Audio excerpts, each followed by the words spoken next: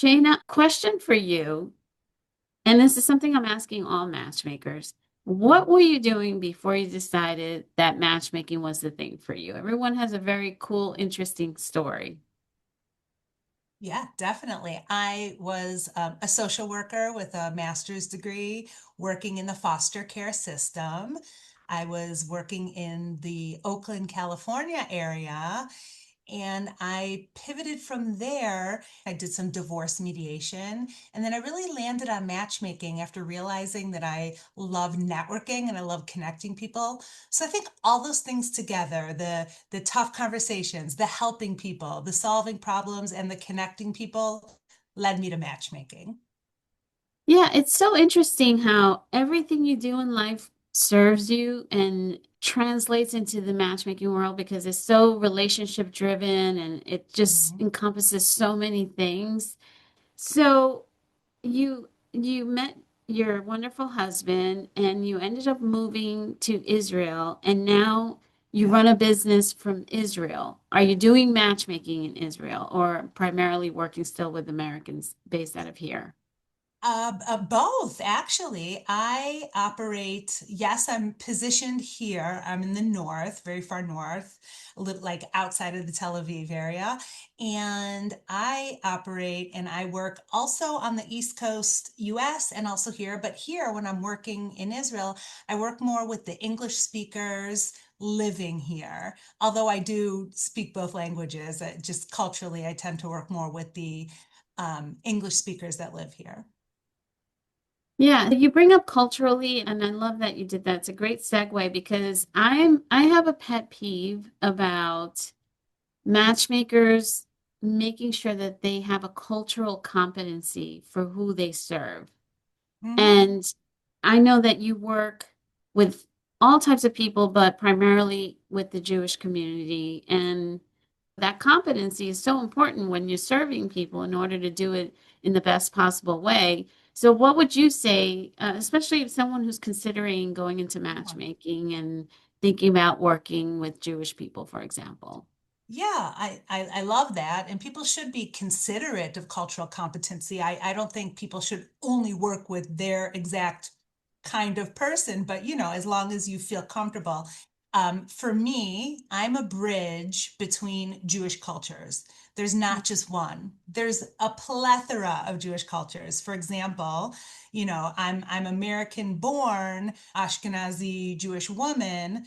I married a Middle Eastern Israeli Jewish man. We have a lot of differences, more differences than I could count, actually, but our core values were the same. So I consider myself a bridge amongst all of the types of different Judaism, whether it's cultural, religious, religiosity, whatnot. But if somebody does want to work with Jewish clients, and there's tons of matchmakers that are not Jewish that work with Jewish clients, and they do a great job, but you should really be considerate of, are they Sabbath observant? Are they kosher? What are their preferences? Are they only looking for the same? There's nuances.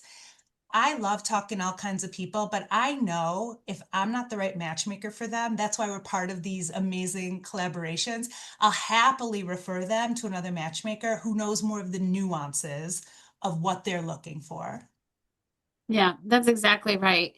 And I actually was going to ask, how did you fit in as a matchmaker with the matchmakers that are already in Israel? He's always been very popular in the Right. culture, and the matchmaking is very different. It's not like the more Western type of Exactly.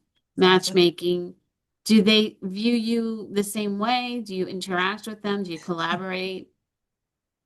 Perfect. I love that question. I actually stand out because I am a little different. Most of the traditional matchmaking happens with, ultra Orthodox, anything outside the realm of secular through modern Orthodox, anything more religious, so to speak, than that, they would go to what's called a shadchan, which is a traditional religious matchmaker. Some are very professional, but their structure is very different than how we operate. And Yeah. I absolutely collaborate with many of them.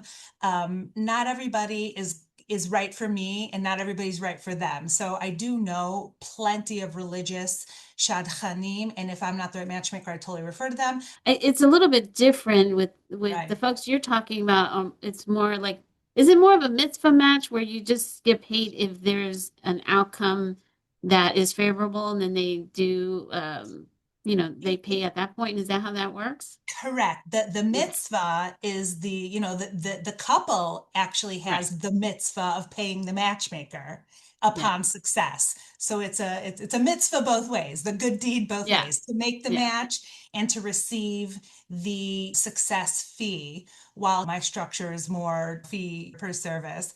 But yeah, I love that model. I'm happy that it exists. And I'm also happy that I can offer something. Not everybody in Israel is an Orthodox Jewish person. There's all Oh, kinds of sure. different people. So they'll turn to me if they're more secular and modern.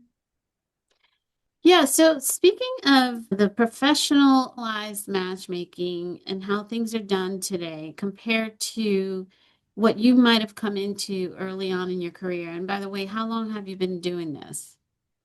I launched my company in 2020, right in the heart of COVID. Okay. Okay, so you know, at least has been my experience over the years that I've seen changes year over year. One of my superpowers is I see patterns. I can see when things are changing, sometimes sooner than other people. And I'm just Mhm. curious, what have you viewed in this industry that has changed over time since you started? Yes, I have definitely experienced this strengthening of collaborations, of higher referral fees, which reflects our really hard work of bringing people to our doorstep. It's the higher referral fees it's a higher incentive to also collaborate, and it's really rewarding each other for our hard work. So I appreciate that.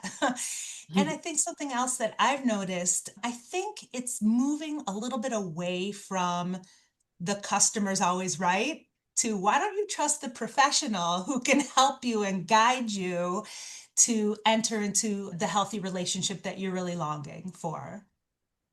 To your point, many of you, like yourself, are continuously learning about how to have success with your clients. We're in the business of getting rid of our clients. In other words, we want them to have Right. success and keep bring the next person and have them have success. We're not like online dating platforms really want people to stay on the platform.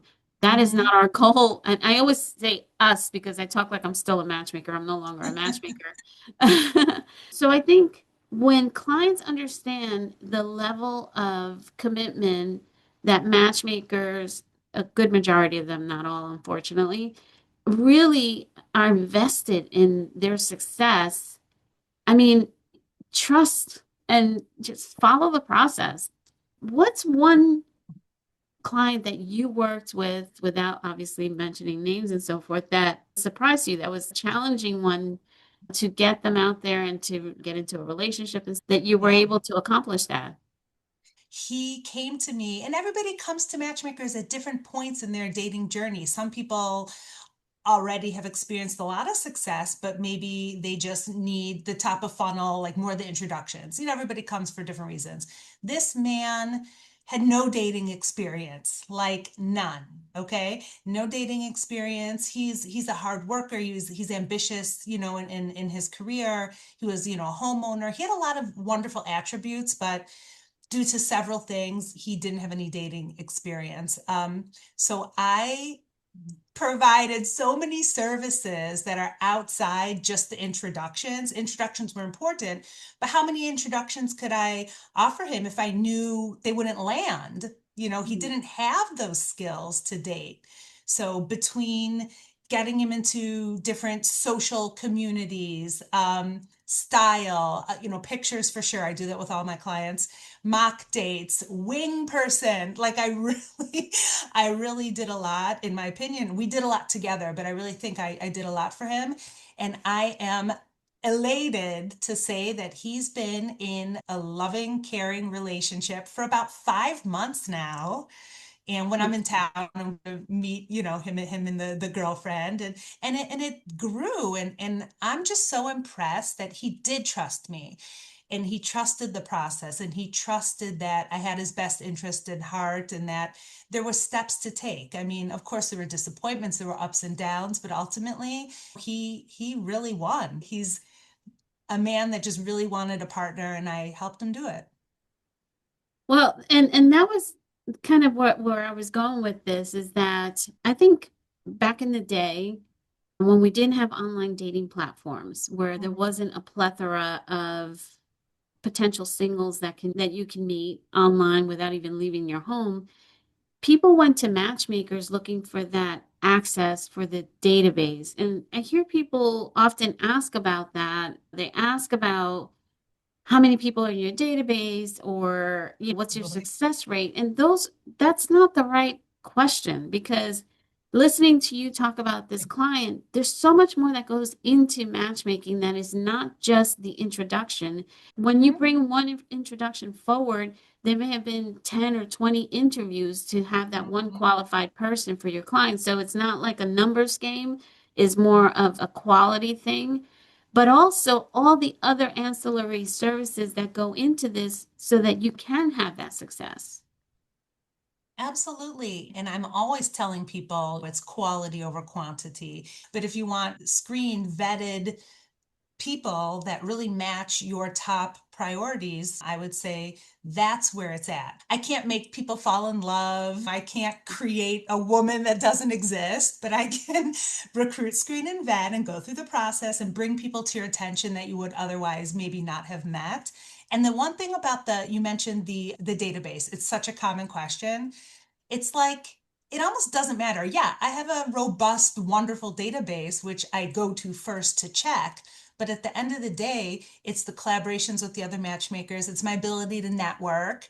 If I don't have that person in my database, I'm not only looking at my database. It's all of my relationships with other people that's allowing me to recruit the prospects for my client.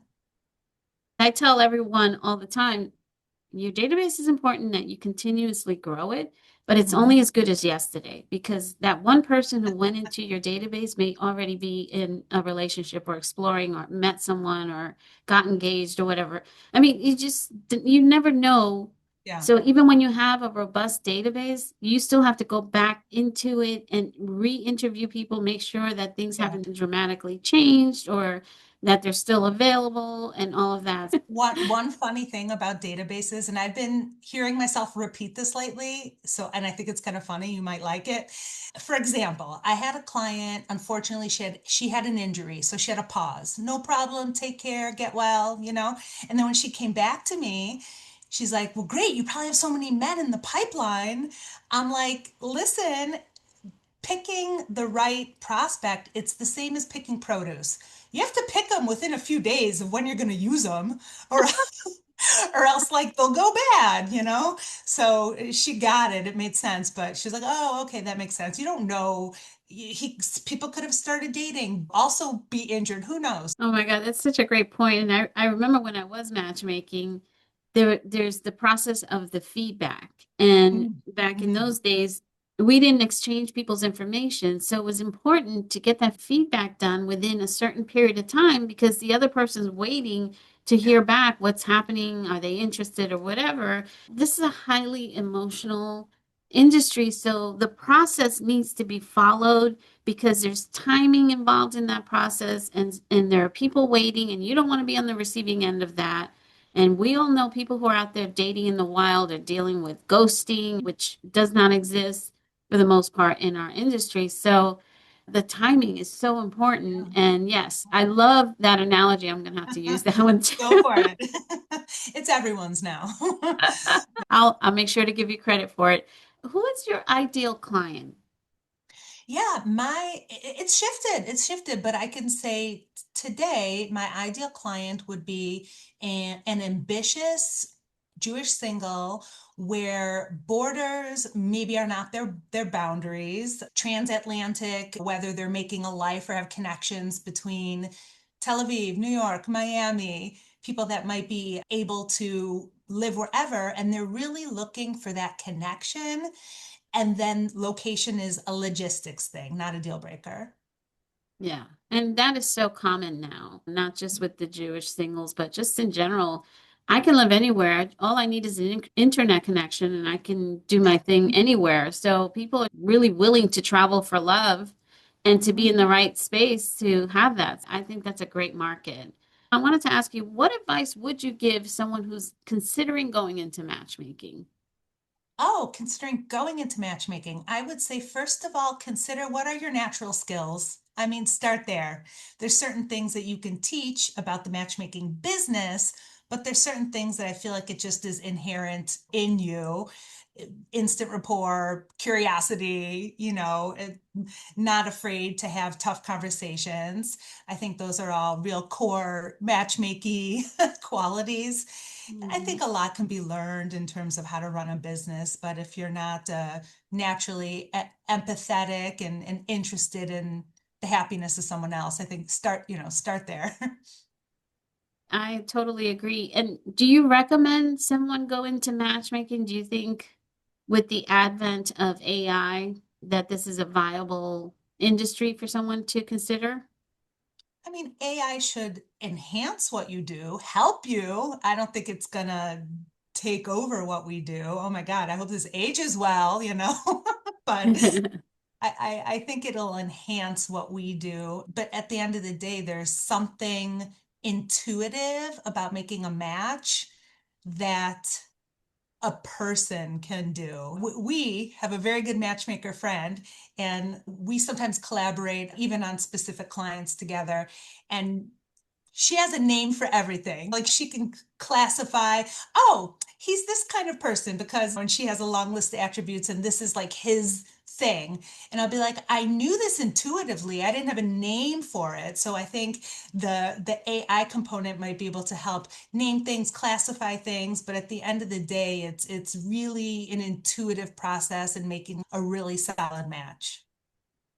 Yeah. And I train professional matchmakers, so I totally believe in this industry and I don't think that AI will replace it.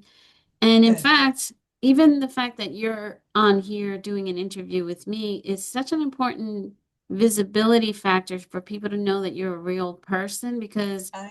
right now there's so much AI slop. There's so much, there's AI avatars and things like that where you don't know if something's real or fake. So having a third party actually be involved, and I think that that applies when it comes to relationships. When people are online, they might be talking to an AI bot and not even know it. You have no way of knowing.